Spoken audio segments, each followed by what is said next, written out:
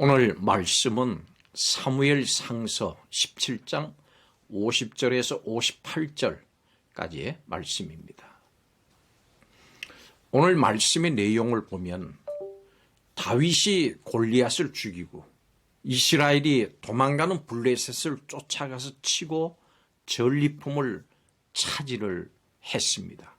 그 후에 이 전투의 1등 공신인 다윗이 사울을 만나는 일련의 과정을 담고 있습니다.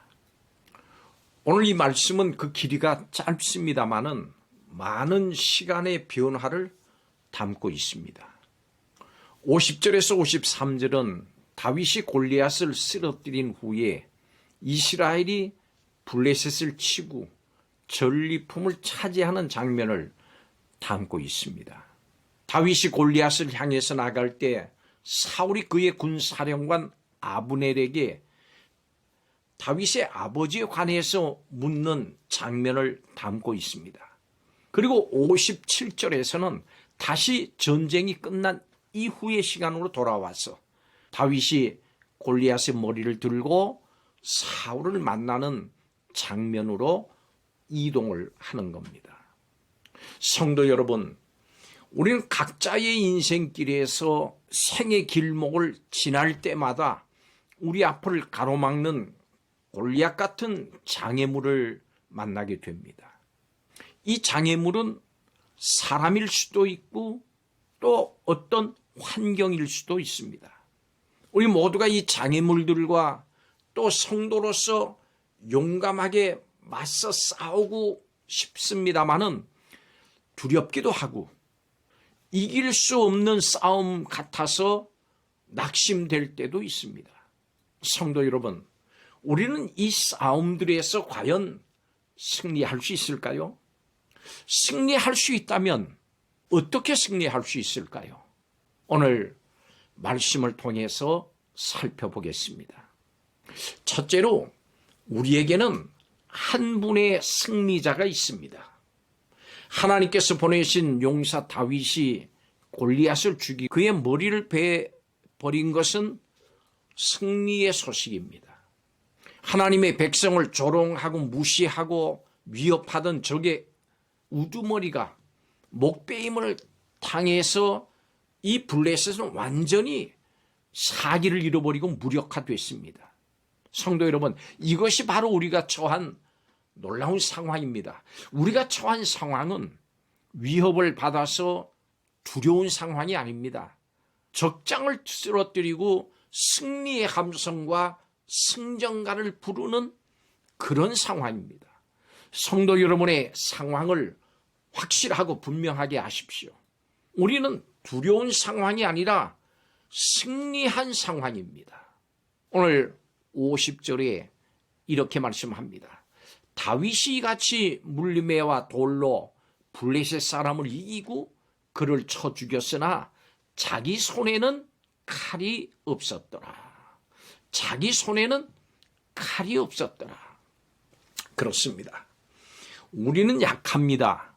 우리의 손에는 칼이 없습니다. 그러나 예수 그리스도께서 강하십니다. 우리는 한때 싸움에 패해서 세상 어둠의 종이 됐었지만 예수 그리스도께서는 십자가로 어둠과 사망의 권세를 물리치시고 완전한 승리를 이루셨습니다. 예수님께서 우리의 대장으로 앞서 싸우셔서 승리하셨습니다. 다윗이 당당하게 예루살렘으로 전리품을 들고 개선한 것처럼 예수 그리스도께서는 사탄의 권세를 완전하게 누르시고 하늘 보좌에서 통치하십니다. 두 번째로 이 한 분의 승리는 우리 모두의 승리입니다. 여러분, 국가대표가 국제대회에서 우승을 하면 온 국민이 기뻐하게 됩니다. 이처럼 다윗의 승리는 혼자만의 승리가 아니고 이스라엘 전체의 승리였습니다. 다윗의 승리로 그 이스라엘 백성 전체가 일제히 일어나서 블레셋을 쫓아냈습니다. 인류의 대표며 둘째 아담으로 오신 예수 그리스도의 승리는 우리 모두의 승리입니다. 다윗의 승리가 모두의 승리가 된 것처럼 바로 그것입니다. 예수님께서 승리하셔서 그 승리의 기쁨을 우리 모두가 누리게 됐습니다. 성도는 예수 그리스도와 연합함으로 하나가 돼서 그 승리를 누릴 수 있습니다. 그러므로 모든 성도는 떨쳐 일어나서 도망가는 어두움의 폐잔병들과 이제 전투를 벌여야 됩니다.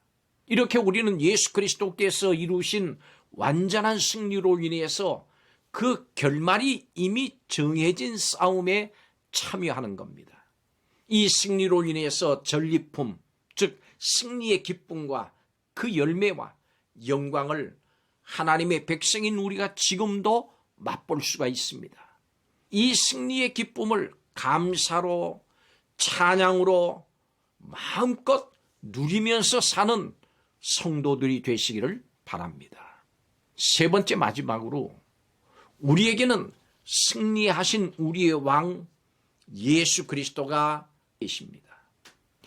예수 그리스도의 승리를 통해서 우리는 예수님께서 어떤 분이신지를 분명히 알 수가 있습니다. 예수님은 영원 전에 하나님께서 계획하신 영광의 왕, 바로 그분이십니다. 오늘 말씀에서 다윗이 누구의 아들인지 사울 왕의 입술을 통해서 확인이 되면서 의심의 여지가 없이 이 다윗은 하나님의 기름 부으심을 받은 사람이라고 하는 것이 온 백성에게 분명하게 드러나게 됐습니다. 또한 다윗의 손에 대적 골리앗의 머리가 들려있는 그것을 통해서 다윗에게 왕의 자격이 있다고 하는 것을 알 수도 있습니다. 여러분, 이처럼 예수 그리스도께서는 우리의 왕으로서 우리의 주와 그리스도가 되십니다. 그렇다면 여러분, 왕 되신 예수 그리스도의 다스림을 받는 하나님의 백성으로 살고 있습니까? 예수 그리스도의 승리를 매일매일 체험하면서 또 확신하면서 살아가고 있는지요? 매일 모든 일에 예수 그리스도의 음성을 들으면서 그의 말씀을 따라서 순종하는 가운데 그 예수님을 의지하면서 살고 있는지요? 성도 여러분, 결코 우리의 힘으로 대적을 이길 수는 없습니다. 승리하려면 반드시 승리하신 예수 그리스도를 의지해야 합니다. 다른 방법이 없습니다. 우리는 예수 그리스도를 믿고 물과 성령으로 거듭나는 것을 통해서, 즉 세례받고 성령 받음으로 예수님과 연합해서 하나가 돼서 예수 그리스도께서 이미 거두신 승리를 우리의 것, 내 것으로 만들 수가 있습니다.